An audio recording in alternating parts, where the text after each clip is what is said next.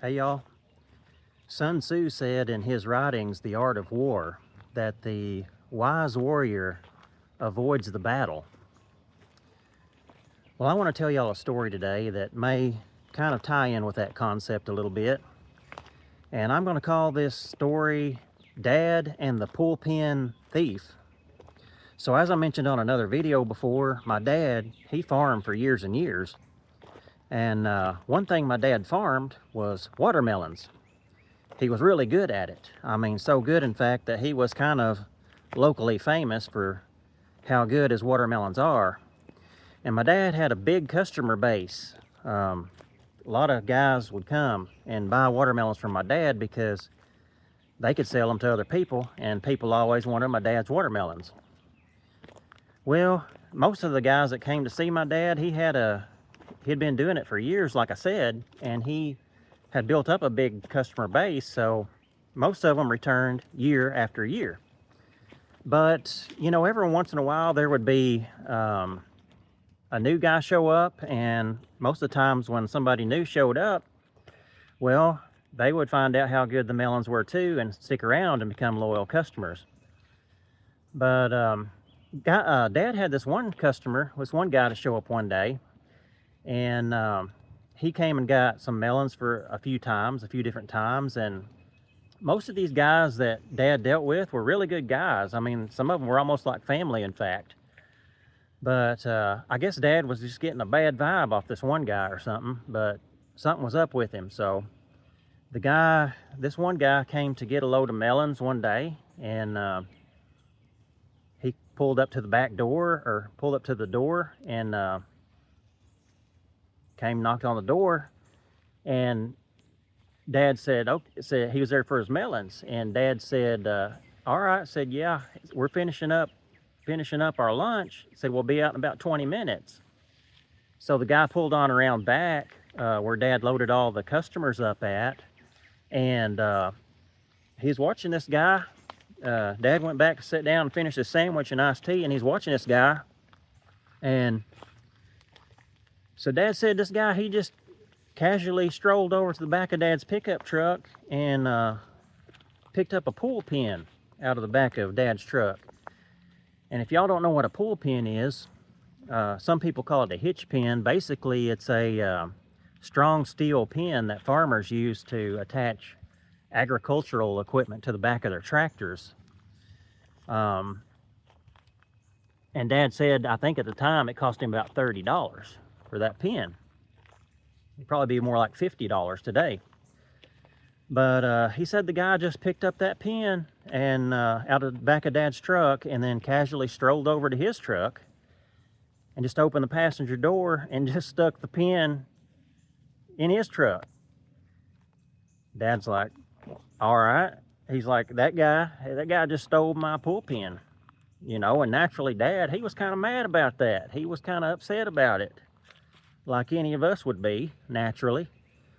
And but I think where it turned around, y'all, and I think the thing, this is where I'm getting to my story. Dad did a couple things. First of all, he told himself, he said, that guy just stole my pull pin. I saw him do it with my own two eyes.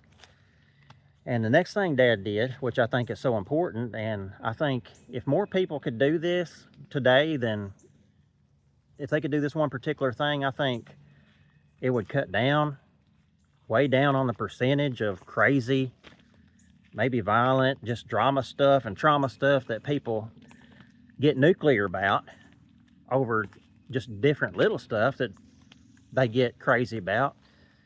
What Dad did is he asked himself a very deliberate question, y'all. He said, what am I going to do about it? This guy stole from me. Now, what am I going to do about that?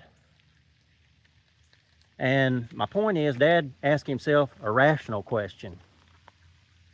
I mean, Dad, you know, it's not how Dad felt about it subconsciously, and he didn't go nuclear and fly off the handle and run out there and throw the guy on the ground or nothing. But Dad asked himself a very rational, reasonable, logical question. The guy stole from me. Now what am I going to do about it? And by the time Dad finished his sandwich, and 20 minutes later, just like he told the guy, Dad had figured out what he's going to do about it.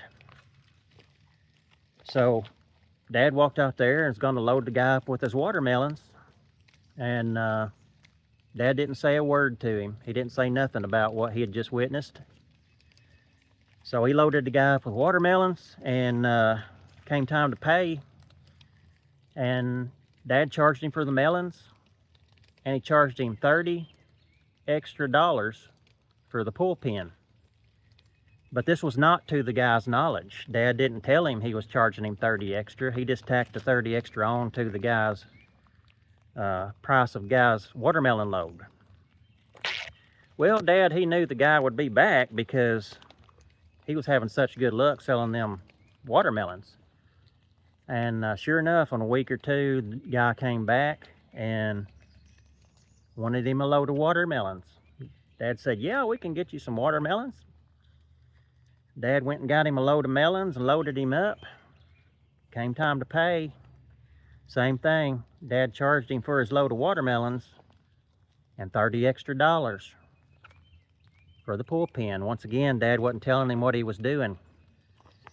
The guy might have noticed the price increase though, because he made a comment, something to the effect of, watermelons going up? Dad said, yeah, they're going up. So that guy paid and he took off, and well, about a week or two, the guy came back, and one more time, he wanted some watermelons. So, same thing, Dad loaded him with watermelons, and he charged him for the load of melons and $30 extra. Well, I think by that time the guy probably caught on to what was going on, because he left with that load of watermelons and Dad never saw him again. You know, I guess there could have been a couple different ways my dad could have handled that situation. I guess one way might have been, like a lot of people might handle that situation today, is just get nuclear. And when Dad saw that guy steal his pull pin, I guess he could have probably flew off the handle and flew out the back door, slammed the door, and run up in the guy's face and told him he wanted his pull pin back and to get out of there and never come back, you know. But he didn't. And but if Dad would have done that, I could think of probably a couple things off the top of my head that might have resulted from that. Well, one, I don't think, well, Dad, he would have lost 3 watermelon sales for one. That'd be several $100s. And then another thing, you never know about people. It's getting crazier every day. This was years and years ago, guys, but even back then, you know, you never know if the guy would have came back and slashed some tires or something. Because unfortunately, people do stuff like that, vindictive stuff, even when they're in the wrong, when it's their fault. They'll do stuff like that. But I think the guy learned a very subtle lesson. I think he got the lesson. One thing it did for me is it helped me to witness Dad's wisdom like that. It helped me to respect my dad even more. And I think that, you know, other people seeing Dad do that, I think it would help them to respect a man like that as well.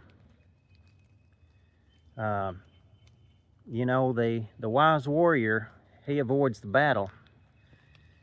And I think that was more of a power move on my dad's part than just going out and just trying to crush the man with brute force or something. I think Dad handled it in a very wise way, because one thing, Dad made his money back on the pull pin, you can say that, and enough money to buy 2 more pull pins if he had wanted to do so. And the thief, he paid 3 times as much, in my opinion, for a pull pin that he was intending to get for free. So worked out for everybody in the end, you might say. At least it worked out for my dad. But y'all, there's an old saying, keep the blade sharp and you might not have to swing as hard. So that's a good example of that. Just keep that blade sharp, y'all, and you might not have to swing as hard in life. So next time you're faced with something like that, before you fly off the handle, just sit down and ask yourself some questions. Just get over in your rational brain. Think about it. Get you some wisdom on the situation. All right, guys, go out and do something today. And I hope it's a good day. I hope you make it a good day. And we'll see you next time.